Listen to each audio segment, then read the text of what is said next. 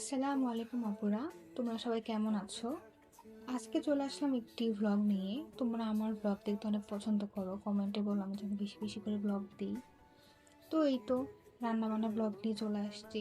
তো আপুরা, আজকের মেনুতে আছে ছোট মাছের চচ্চড়ি এবং করলা ভাজি।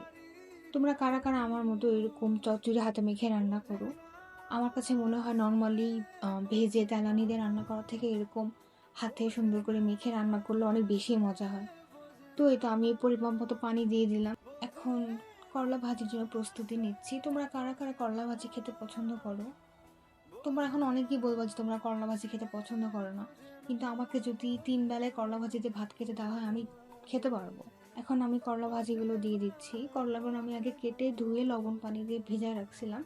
এতে করে কি হয়, তিতো ভাবটা অনেকটা চলে যায়। আচ্ছা আপুরা, তোমরা দুপুরবেলায় নর্মালি কতটুকু তরকারি রান্না করো?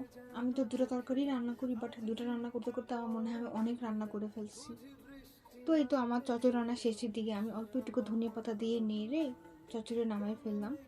চচ্চড়ি নামানোর পর আমার মনে হলো আমি ভাতই বসাই নেই। তো এই তো ভাত ধুয়ে বসাই দিলাম, ভাত হতে তো বেশি সময় লাগে না। এদিকে আমার করলা ভাজির শেষের দিকে, আমি করলা ভাজি একদম মুচমুচে লাল ভাজা করে খেতে পছন্দ করি। তো আপু, আজকে এ পর্যন্তই, দেখা হবে নেক্সট ব্লগে। আসসালামু আলাইকুম।